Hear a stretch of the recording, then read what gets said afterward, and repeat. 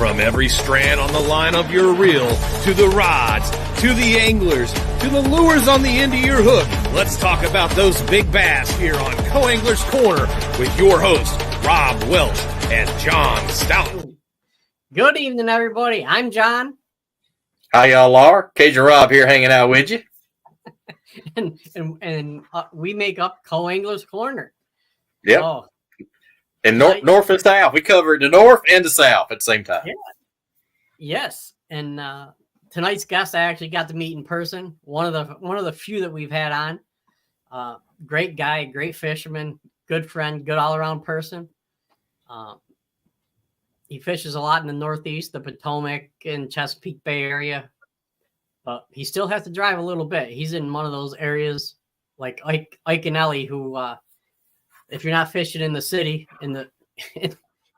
lifting up manhole covers, fishing, you're not finding water close. But all right, let's bring my friend on, Devon. They call him the Vonz, Norwood, Kitson. Hey, what's going on? Sir. Hey, what's up, buddy? Hey, what's going on? All right. So one of the questions we'd like to start out with is what got you into fishing and especially tournament fishing, if you don't mind going back with that. Fishing, I started about like 7 years old, just like everybody else with a bobber and some bluegills and some worms, with my uncles and my father. Then I would say I graduated because they weren't into tournament fishing. So I would say maybe like when I was like 26, 25 years old, I met this guy named Gomez, and he got me into the NJ Bass Nation. And that's what started tournament fishing. Yeah, I got into a club, and ever since then, I graduated and then got into FLW, fished that for like the last 2 years of it. And then I got into MLF and even got a FLW trophy.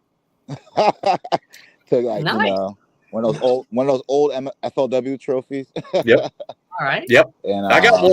That's collector's item, man. I got one. That's collector's item. Yeah, those are collector's items now. Yeah, basically, because MLF is the deal now. So, yeah, I got one too. That's been like.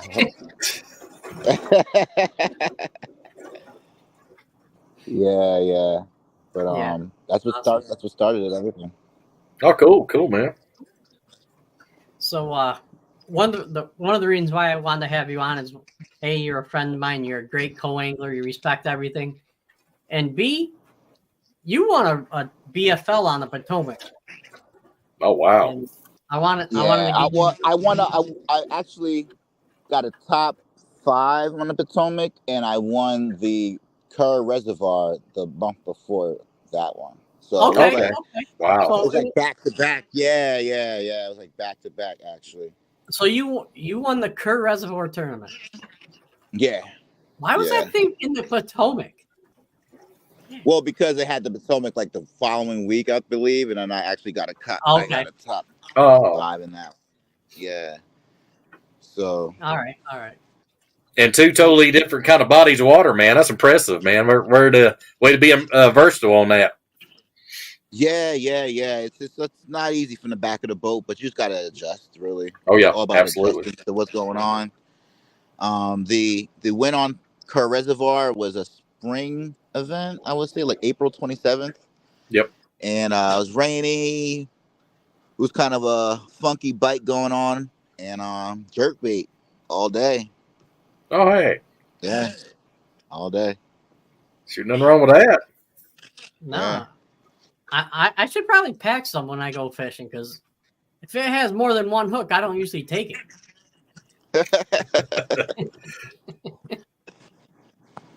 But no, congratulations, man. I mean, a top Appreciate 5 and a win all in a couple weeks. Yeah. It wasn't easy. That's awesome, man. That's great finish, man. Great finish. Yeah, it wasn't easy. Man, you must have felt like Van Damme or Ike and Ellie or Jacob Gillett. Well, I've been screaming lately, basically in the back of the boat, catching a frog lately down the Potomac, man. The Potomac is on fire right now. Right. It literally is on fire right now, yeah. Yeah, those some good Maryland fishermen too. They're on that bite hard. That frog bite is it's going on right now hard. Yeah, Wow. yeah, down there. And I've been in some good situations lately where I've just been really confident on that frog down there and been catching them really well. Yeah. Yeah, even like last year, was it 2023, I believe it was? I caught a 6 and a 5 back to back Ooh, on a frog. ooh, man. Yeah. Yeah, matter of fact, those are the two fish I'm holding up right there in the picture. Yeah. Okay. Yep, gotcha. Man, can't beat that. Yeah, yeah, and my boater actually asked me, and I told you the series where to go because he was from New York. He didn't really know the river too well. Right? I said, "Hey, let's go to the mouth of a quai." So I went to the mouth of a quai, milked that for like the whole day. Oh, hey, it worked out. Hey, Yeah, it's a lot of grass in that mouth. yeah, I'm the same way. When I'm a co-angler, I don't tell my boater where to go unless he asks, and I'll say, okay, I got a couple places. So I'm kind of the same way on that. Yeah, and it's always good to practice and have your own stuff because Yep. sometimes that happens. Oh, absolutely. You know, and it's a team effort. I never Yep. try to make it a competing effort. Unfortunately, sometimes the boater doesn't want to catch his fish first. So I always but if I get the fish first, I'm always encouraging him like, hey, you're going to get your fish. You're going to get your fish. You're going to get your fish. Yeah. You know? Absolutely. Because, I mean, a lot of tournaments, you show up, your boater shows up at his spot, and it's like all muddy or it got washed out or something, and then you start scrambling, and you could tell, dudes like shook up and scrambling. Hey, man, it's cool. It's cool. We got this. Yeah. Correct. Could be a lot worse, Oh, yeah, definitely. Yeah. Yeah, I've had being a I've had a couple of boats break down. My boater's his batteries died, and we never could get it to start up till like the time we were supposed to weigh in, and had another, and we had a little motor issue, but it happens. So hopefully all that's out of the way. Yeah. Exactly. Yeah. Yeah. It's part of fishing. Yeah. Well, we still made it back. It just didn't make it back in time, but it is what it is. Yeah. Yeah. At least you guys got back safe. I had a fun story. I was fishing a Toyota Series event up on Champlain. Yep. Mm-hmm. My boater's boat wouldn't start. Halfway through the day, we were getting ready to run. So he called up his buddy. Says, "Hey, come help me." So we jumped off of his boat and used jumper cables. Yep. And yeah, I was like, man, why? I'm thinking to myself, why don't you just jump using your trolling motor battery? Yeah. But hey, yeah. Some guys probably don't even have enough power. Yeah. They run on grass and stuff, man. It burns it up. Yeah. They're saying 3 lithiums now.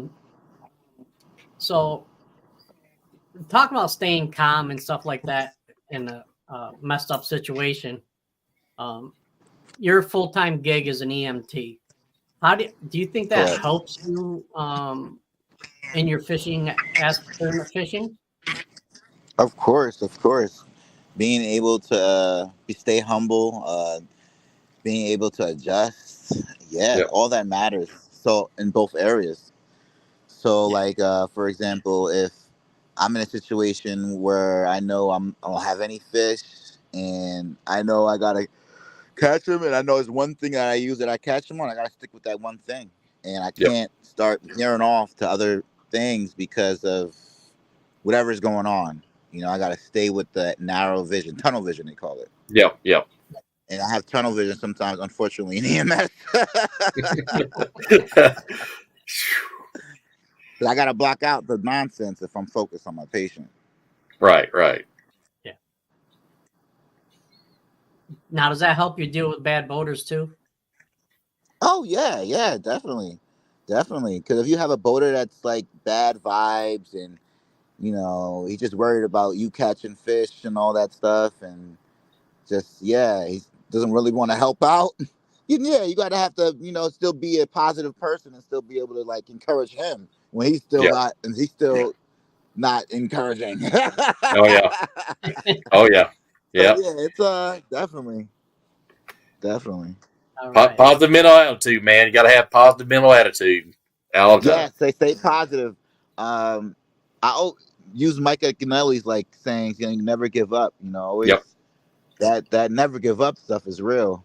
Oh yeah, Could absolutely. be the last minute, last hour. Stick to it. Yeah, Barking Gruger says, "Calm, what's that? Walk softly with the baddest MF in the valley." But yeah, I'm talking about never give up. I think one term I had a fish on the line, and we had to crank up and go to weigh in. And as the boat was pulling off, I was reeling him in and threw him in the live well. So, those are epic stories. Oh yeah, Those man! I love those stories. Yeah, I mean, I just like he still had the hook in his mouth. It was wacky worm, so I just said, hey, I just threw it in there and left the line and everything in there. It wasn't far to the weigh in, so we had to weigh in. I mean, he was hooked in the mouth good, so I know he wouldn't swallow it, so it worked out. Yeah, it was funny. It was a total panic and scramble at the same time. So it happened. Exactly. Yeah. My story like that is I was fishing an ABA tournament, the 2-day tournament at the end of the year, and it was a 3-fish limit. I didn't have any fish in the boat, and I'm like, man, do I want to come back tomorrow? We pull up on this one spot on St. Lawrence River, 3-pounder. I mean, this was like, we're going in, and we're just on the trolling motor, trolling in. Yeah. 3-pounder, 2-pounder, 3-pounder. I'm like, well, guess that made my decision up. Yeah. Hey, sometimes it works, man. Hey. 8 pounds in 10 minutes. Phew. Well, on a drop shot or? Yes, sir. Wow. That drop shot. Yeah. Oh yeah, I know drop shots magic sometimes, man. They'll let you know pretty quick that's what they want. Yeah. I think that's about the only thing works better, works almost as good as dynamite. Yep. Pretty close. Barky Gruger says positivity is positivity, willing to go to heels. Yep. But no, you're such a great guy on and off the water, and you're always, every time I've seen you, you're positive. You're pretty much smiling. Is there any times that you're like, man, I wish this boater would do something different? We all been there. We all been there. Oh my God, I've been there. Matter of fact, I love my boaters though. Right? Every boater I love, even the bad ones, I love them. Oh yeah. So yeah, I would say like I had a few boaters like that, but I still caught them though. So for example, I had my last tournament on the Potomac River. I caught them well, but we stayed at one spot the whole time. There was no big ones going on. The only reason we stayed in one spot one time is because he didn't have his limit yet, which made sense. But I had my limit in like 2 hours. Like the first 2 hours of the event, I had my limit. And I'm like, damn, I want to get some big fish. I'm even throwing pointers out there like, hey, I know there's some bigger fish on that point over there, but when I roll over there, he's like, it might take too long to get over there. I'm like, oh, yeah, okay, you're right. But, I sucked it up, still caught him. But that put me in 70th place. Oh, man. Yeah, because everybody, like I said, Potomac is on fire right now. Everybody caught him. Everybody was catching them. You had to get the bigger bites, though. You had to get at least a 4 or 3 in there somewhere, And fortunately, no. But oh yeah, on Toyotas, man, those weights are stacked. I mean, a pound will make a huge jump. Yeah, it's amazing. Yeah. I was telling Rob, my buddy fished a partners tournament up here on Oneida Lake last weekend, and he had 19.70 pounds, and finished 22nd. Woo. Unreal. and the winner had a little over 23. So you talking about tight?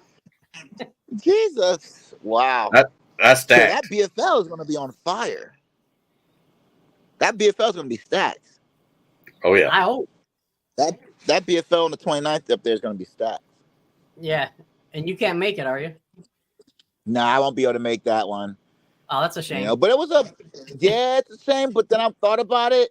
I have Lake of Pack on Bass Nation event the following day in North Jersey. That makes it tough. Yeah, so I was like, you know what? I was fishing 2 tournaments that weekend anyway. So mom's retirement party had to make that. So.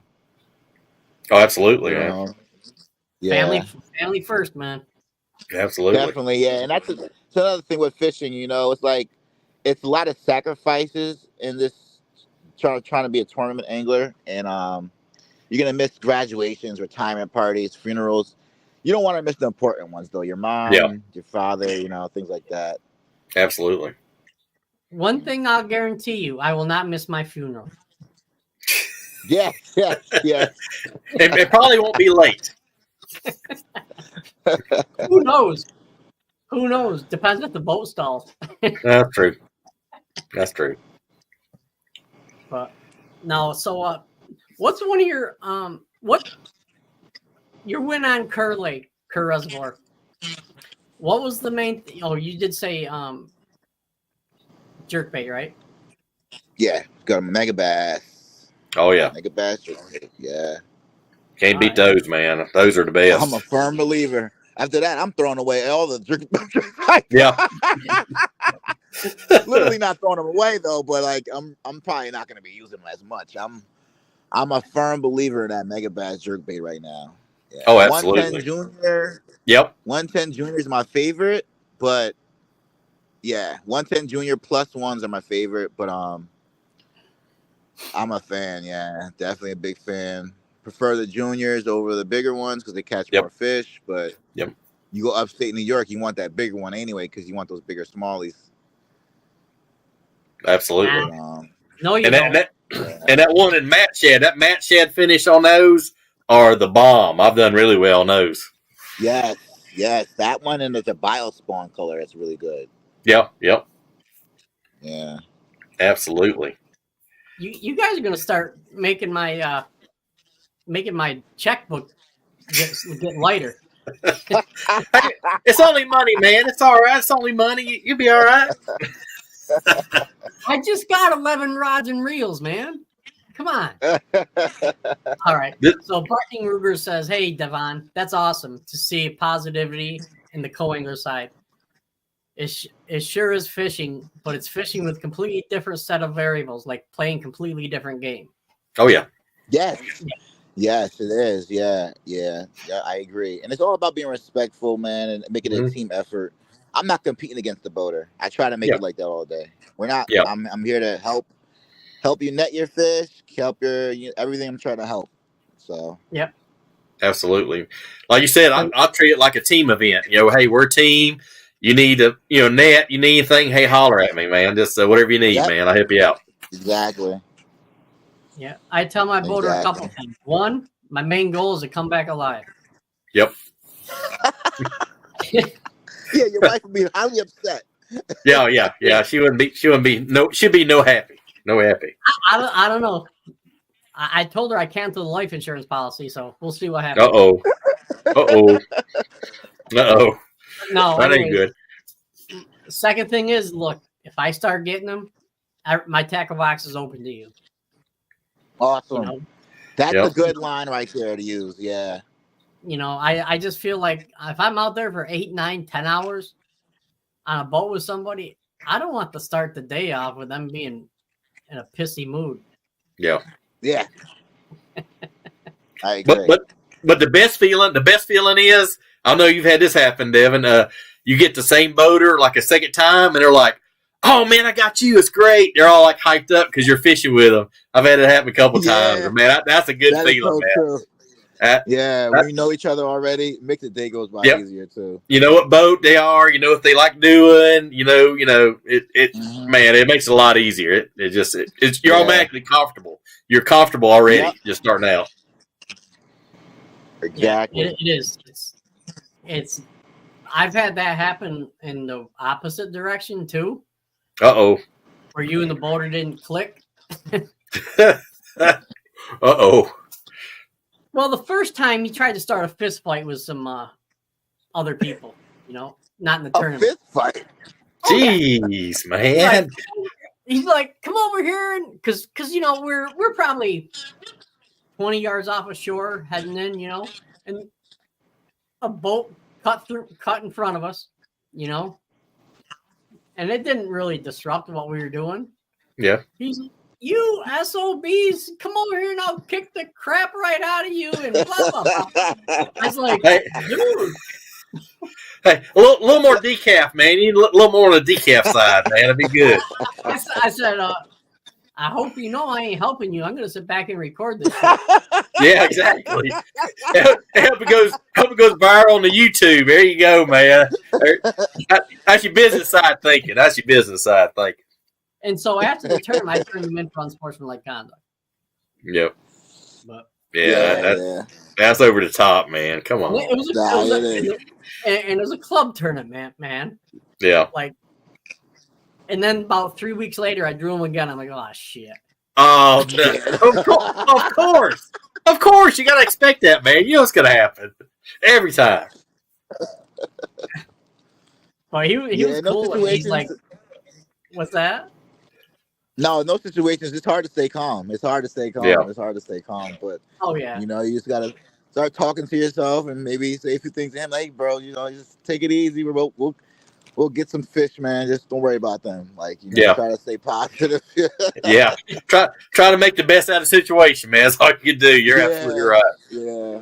Yeah. It was I was upset, but I thought afterwards, I'm like, man, that was kind of comical. I wish they'd come over and whoop his ass, threw him off his own boat.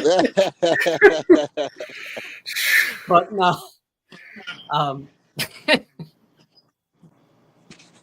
Oh man. But was there any certain thing you were different on the curve for the win? Well, yeah. It came out of kind of the blue. Actually, he was using his face forward sonar. He's a young kid, 21 years old. Had a nice boat to a Vexus, and cool. He was I was like, hey, he couldn't see up, so he's looking down. I'm like, hey, there's something blown up over there on the right side. So he looks over there. He's like, oh shit, those are fish over there. He knew what it was. I didn't really know. I don't know Kurt as good. He lives down there, so I'm from Jersey. I don't really know what's going on too much. So he's like, yeah, he runs over there. So I guess he told me there's schools of spotted bass. Yep. So we run over there and threw my jerk bait and started catching him. And fortunately, they weren't really eating what he was throwing at the moment. So he was just all over the place. I was trying to stay positive and tell him just keep fishing.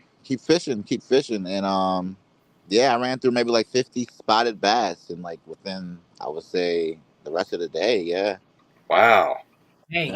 Yeah. It was good. It was a good bite. It was a good bite. It was a good bite, man. Shoot, nothing wrong with that, man. Man, you was on them. You had it figured out. Yeah. I would say the face forward sonar thing was helping me out in that one because well, I would say it did help me out in that one because where he was at, he was maybe say 100 yards from the point where they were jumping at, and he was in the middle of nowhere, really. Yeah. So if we weren't there, face forward sonaring, might never saw that school of spotted bass. Oh. That's pretty cool. There you go. And Barking Ruger says, "You lost me, Devon. No nets allowed." Yeah. Ruger don't carry no net. Oh yeah. Hey, sometimes you don't need a net. Yes. If they're fighting it good, you don't. Yeah. In that situation, I didn't need a net. Yeah, I wish I could use a net on a night a couple years ago. I was day 2 of the open, day 1 of the open. I had a 5-pounder in my hands as the boat. Oh. He slid right out. Yikes. Yeah, and that fish cost me, I don't know, somewhere between $1,000 and $1,500. Yeah, it happens, man. Those smallmouth, you need a net. Oh yeah. Smallmouth, yeah. They come in deep too. They come in from 30 foot, 20 foot. Want to grab that net? Oh yeah, they Yeah. cartwheel, do all kind of crazy stuff, man. Yeah, It's they come unreal. out that 30-foot and do 10-foot semi-saw. Oh yeah, they go crazy, man. I was like, good Lord. Yeah. Oh So- man. So what do you think about the forward facing sonar being a co-angler? Do you think, I don't know, what do you think about it? I think I actually like it. I like it because it makes me have to adjust again, and it puts me sometimes in another situation where I might be able to capitalize on that.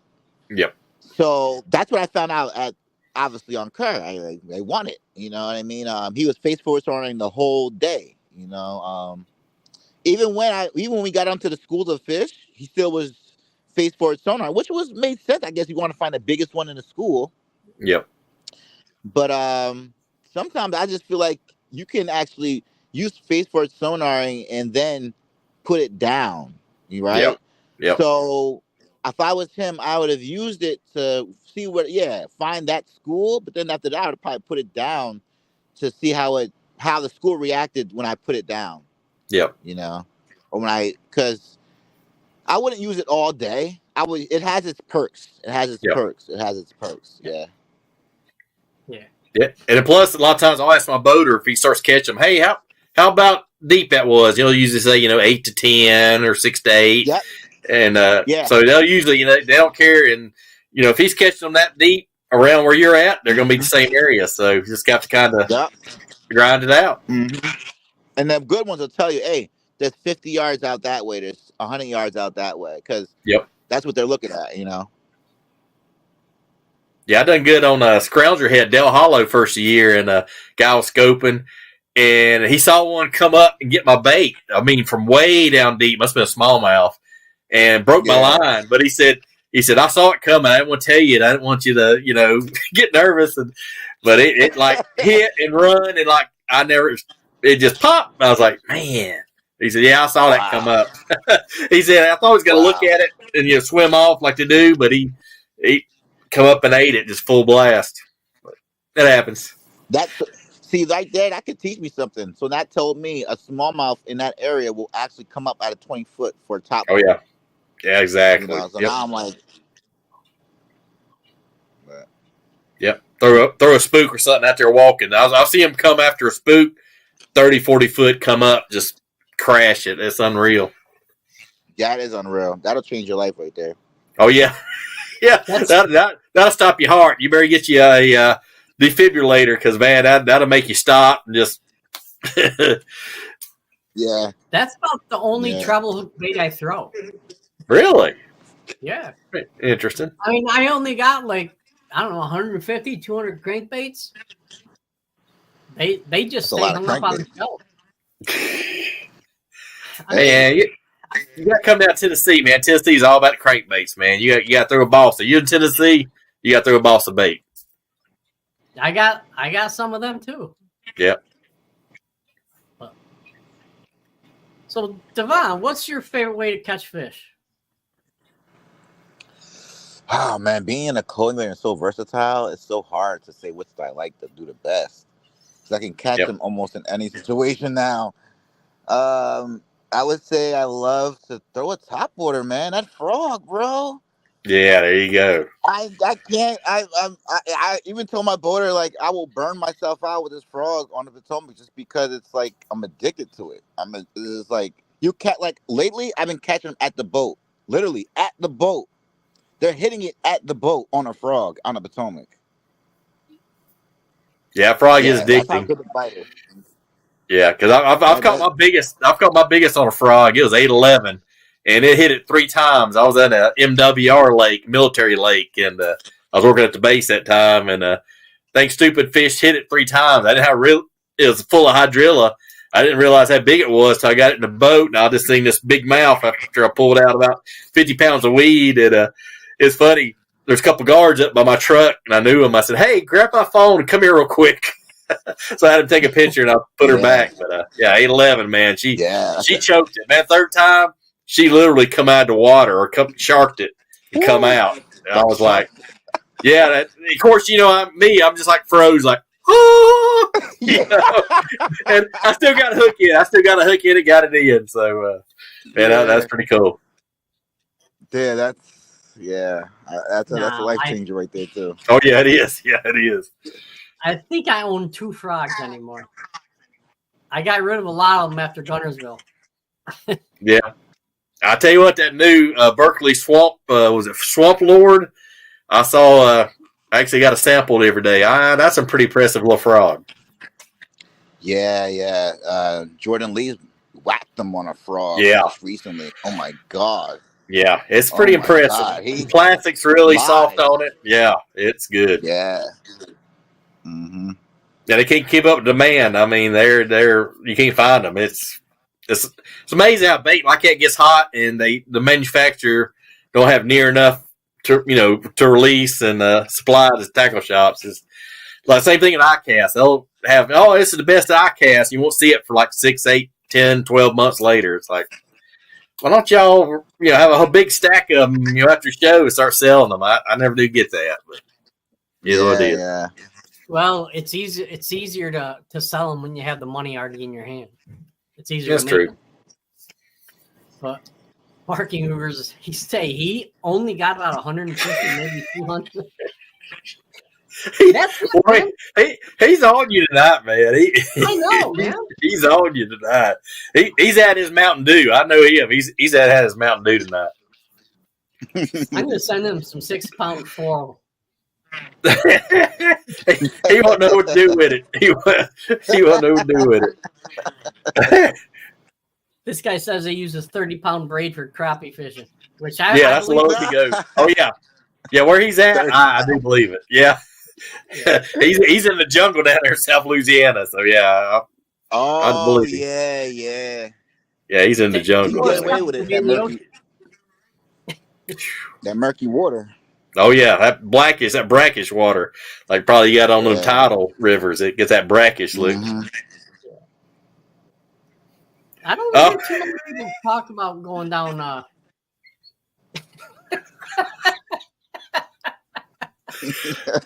knew he'd say something like that. I lost my teeth with 6 pounds. Well,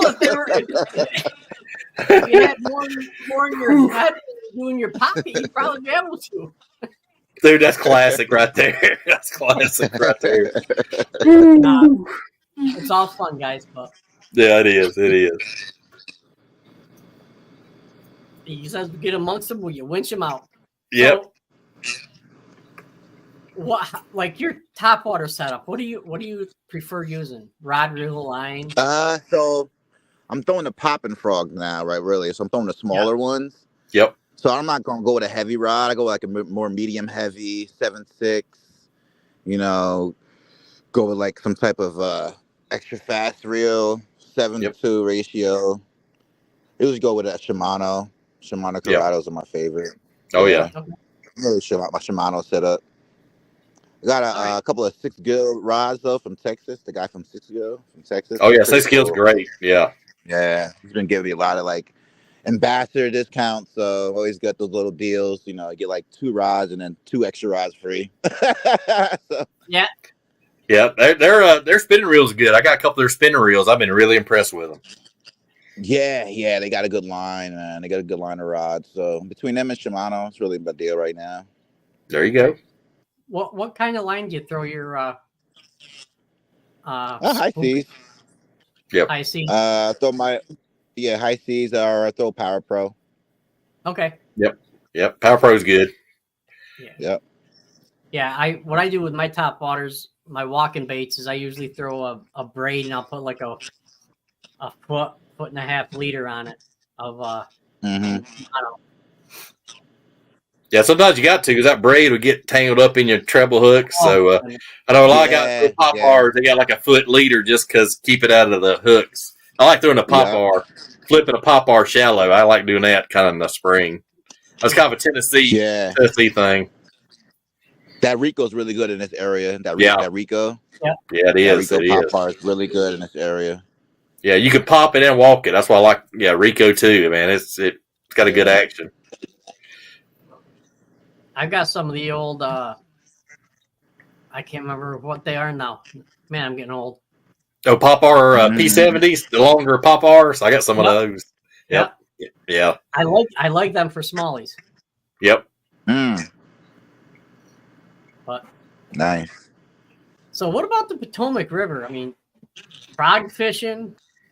I mean, Yeah, every man, time frog fishing. every time I go down there, it seems like it's a crankbait or a bladed jig. You know. Well, the beginning of the year, March is really like that. You know, March, April is really like that. Chatterbait, crankbait, and all that. But as soon as that grass is up, as soon as you see a stick of grass up, I'll throw a frog. Yeah, if I see any type of grass just patched up or anything on the Potomac, yeah, I'm gonna pull that frog out, because what happens is, as soon as that water starts dropping or starts coming up, they use those patches of grass.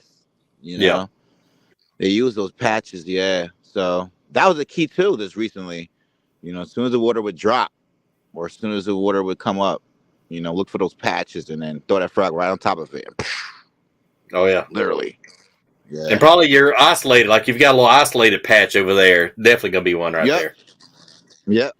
That was the deal. Oh yeah. Last time I used the Potomac, what was that, a couple months ago? We didn't see isolated weeds. We were in the thick of it. Huh. Cheese. You're in the cheese, yeah. Well, once you get in the cheese, though, you got to punch it. Yep. I learned that. I fished with Prosnick one year. Like last year, I fished with him. Yeah, that's what he did. Yeah, Jacob Prosnick, and we had a good day. Yeah, we had a good day. I learned a lot, and we had a good day. And one of the deals he would fish, you know, whatever, and then he would see the cheese, and he would punch the cheese right away. Too quick to get a bite. Sure. He'd be a pretty cool guy to hang out with all day. I bet he's pretty funny. Yeah. Man, I got a lesson. It was a lesson and you caught fish at the same time. I was like, yeah, this is one of the best days I had. We stayed in one creek the whole day, and he knew that creek so well. Like, it was crazy. It was crazy. Like, he called the shots. He literally called the shots. He was like, oh, look over there. There's fish over there. Went over there. There's a little fish over there. He threw this little, I guess they have it's like a fluke deal, but Yamamoto makes it now. The Yamamoto D-Shad. Yeah. He threw that thing over there, man. 2 flicks, bam. First time I ever seen me schooling bass in a pads. So there was schooling in the pads. And I didn't even know like the bass really schooled like that in the pads. But yeah, that was interesting. And then we would go to a dock, and he's like, oh, there's one fish under this dock, and I'm going to just catch him, and we're going to leave. I'm like, literally? Okay. Pull to the dock, one flip in there with the wacky rig, got him and left. I said, oh, wow. Okay, that's cool. That is so cool. Yeah, he's a surgeon with that wacky rig. I know that. And then took me to a spot where he's like, yeah, you're going to catch him here. And I did. Yep. So. Cool. Man, that's a heck of a day. Man, you can't beat that with a stick, man. Gee. Yeah. It's like a whole lesson you have in one day. It's like. Yep. Those are good days. Yeah, those are good days. Barking Rubers is at it again. He says, if Devon comes down here in South Louisiana, we're going to have to get him a pair of gloves so he doesn't get blisters trying to throw whatever piece of cover. Yeah, pretty close. Pretty close.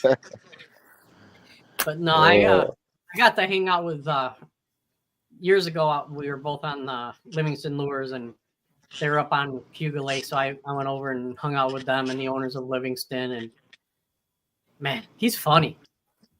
Oh yeah, he's a trip. Yeah, he's a trip. But no, that's great awesome. guy. And I was fishing the last open I fished on Oneida Lake. It was after they had they said only pros fish day 3, so I volunteered. I volunteered to be Marshall on day 3. Yeah, I've done that. Yep. And Jacob was trying to qualify for the elites. And he goes, hey, Brandon, you're double qualified already. How much is it going to cost you not to catch fish today? Oh, man. Yeah, he's like that. He likes to joke around like that. Yeah, he's an awesome guy, man. Yeah. He's an awesome guy. Yeah, he's one of the good pros. Oh, absolutely. Yeah, Yeah. I know his dad was a cameraman for like Woo Days back in the day. Woo used to do a lot of taping for Bass Pros. Okay. So actually, Woo Days taught Jacob a lot of stuff because him and his dad was tight. So I thought that was pretty cool. Yeah, it paid off well. Oh yeah, he did. Actually, I met Jacob's dad up here because he. Oh, did you? Yeah, he came up filming for Woo on Q Lake. Yep. But oh man, go on and on with stories. Oh yeah. You got anything, Rob? Yeah. I said I know you know topwater, but if you go to the lake, what is your like confidence? If you're struggling to get bites, nothing's biting topwater. What is your confidence bait? What is your go-to? Things are tight, bites are tight. What's your go-to? You said it's going to be a lake or reservoir, not a river? Okay, It'd be a reservoir, just a reservoir. Yeah, be a reservoir. Okay. I would say a DT6.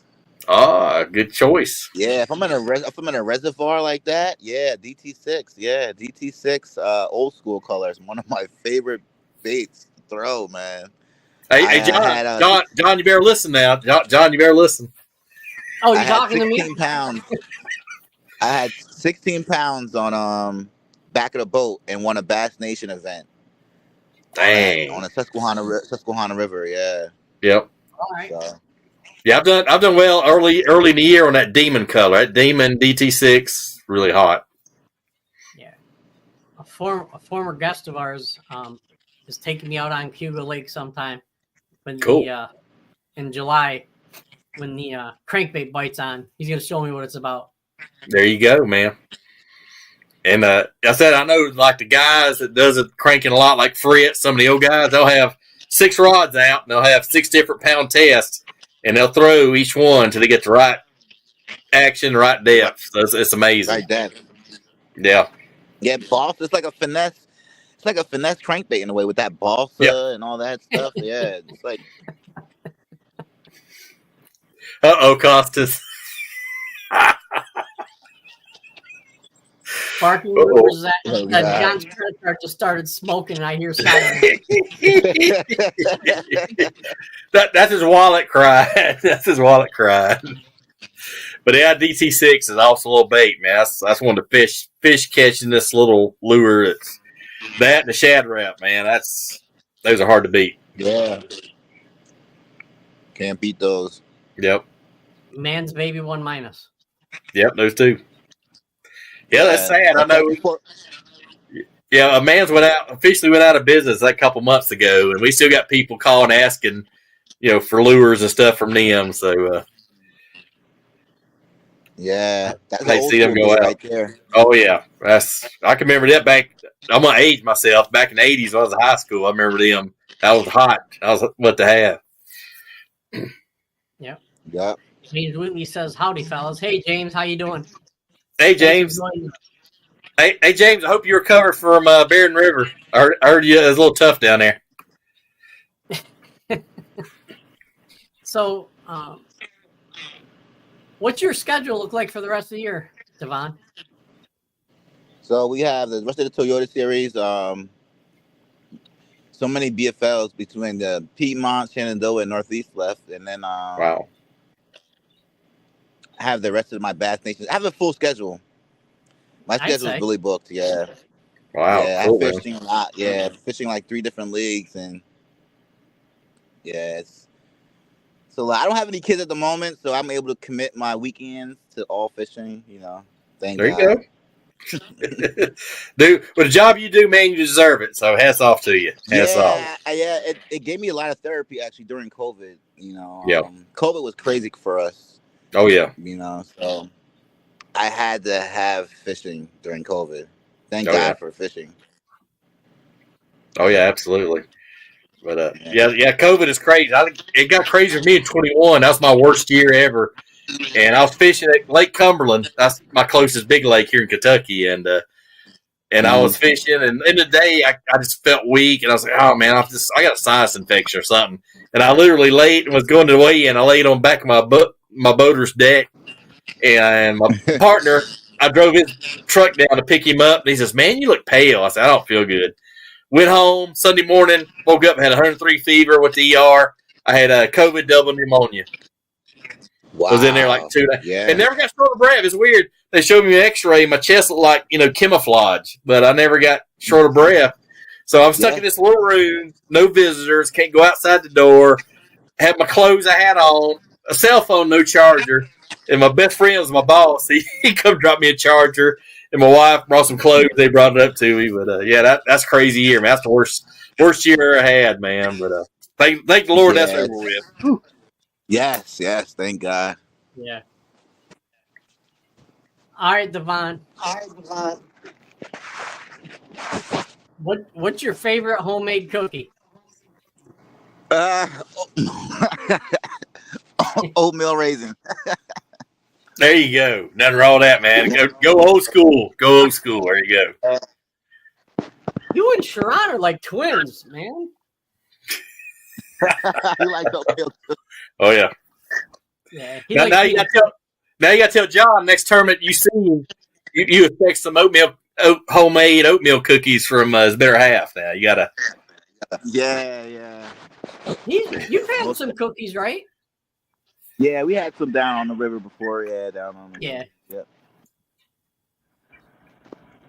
James Wheatley says, I haven't heard that answer in a while. Can't beat that one. Nah. So, do you have any friends, family, sponsors, people you want to thank, that have helped you along the way? I would say really I sponsor myself, but definitely want to thank my family for letting me do what I do. You know what I mean? Absolutely. Yeah, without them, a lot of this stuff wouldn't happen. But I'd like to thank NJ Bass Nation, my fellow club members from Great Falls Bassmasters. Those guys. Those guys really hold me down. Those are my grassroots right there. Yeah, my club members and the local NJ Bass Nation guys, man. Those guys are really cool, man. That's where I got my really beginning at in this stuff. Yeah, thank God for them, man. Oh, absolutely. Can't beat that, man. But we'll be tuning in, man. We'll be cheering you on, man, and seeing how you finish and cheering you on, man. So definitely best of luck and tight lines, man. We'll be watching, see how you're doing. I know you're gonna go out there and wreck them. Appreciate it. Yeah, I don't mind you finishing second, one place behind me. Oh, hey. Nah, that's all fun and games, but no, hey, good luck. Good luck to the rest of the year. Be safe, and don't get hurt at work. Oh yeah, man, definitely gonna stay safe. Oh yeah, definitely, absolutely. Yep. So, did I hear you say when before we came on that you were looking at getting a boat?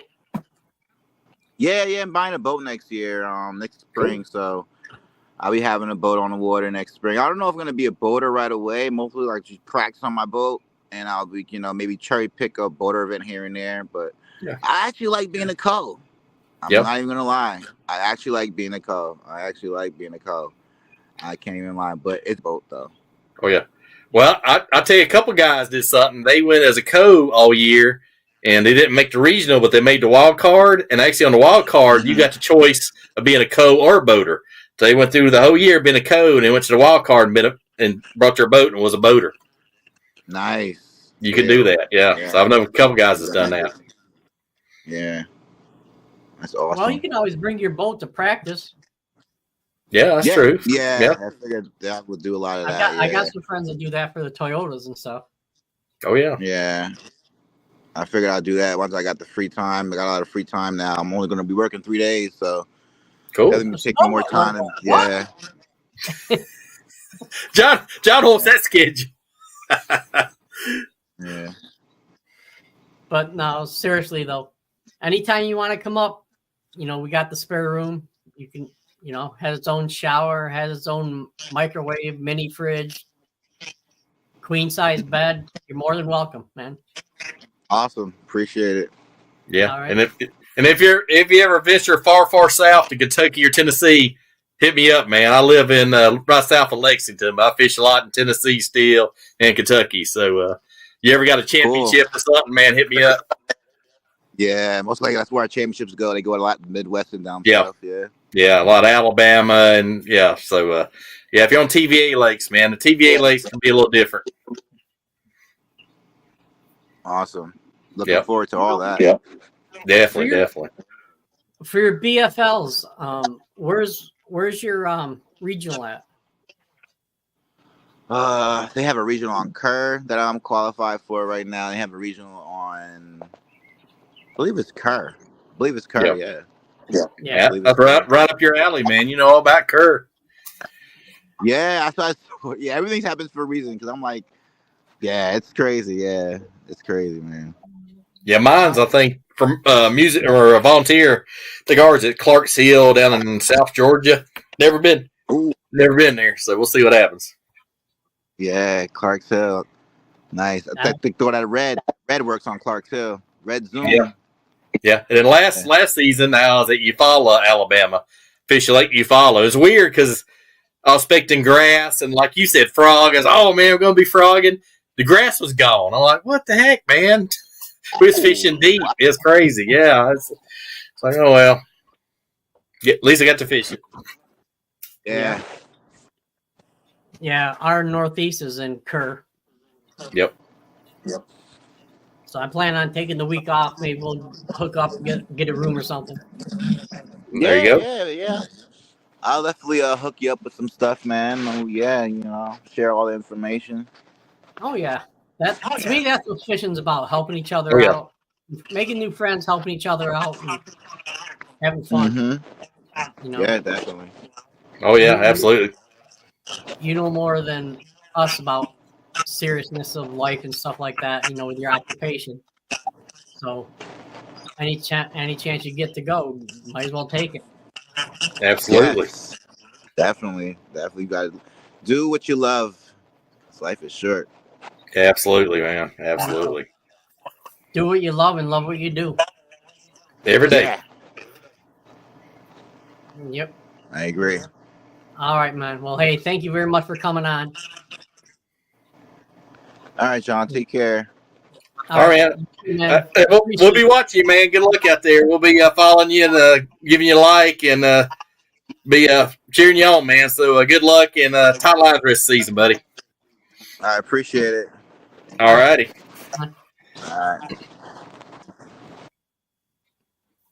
All right. Man, great guy, man. I mean, to finish back to back like that, that's strong. I don't know what to say about that. And two totally different bodies of water. It wasn't like they was both the same.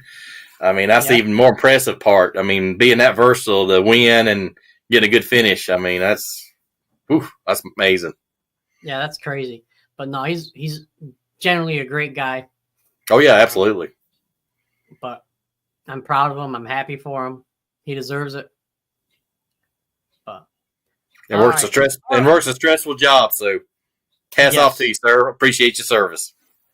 Yes. Tomorrow we have Eddie Carper coming on. Our old buddy, yeah. Yeah. He's always entertaining and informative for sure. Yes, we're going to talk about pretty much shallow water power fishing. Oh yeah, my favorite. There you go. Not mine, but hey, I'm willing to learn. Yeah, but it's funny because I watched some of the BPT where I kind of followed the BPT today at James River, and it seemed like live scoping wasn't a factor today. All the guys was kind of up shallow, flipping, pitching, and whatnot. So I know Ott was kind of doing a wacky worm kind of early, and but it's pretty interesting. It seemed like it's been a power fishing deal down there. Yeah. All right. Anything else, buddy? No, I think that's it. I appreciate everybody following, giving a like, and subscribing, and y'all tune in tomorrow night because Eddie will bring it for sure. But appreciate y'all. Y'all have a good night. All right, everybody, take care. Be safe, and see you tomorrow. Peace out.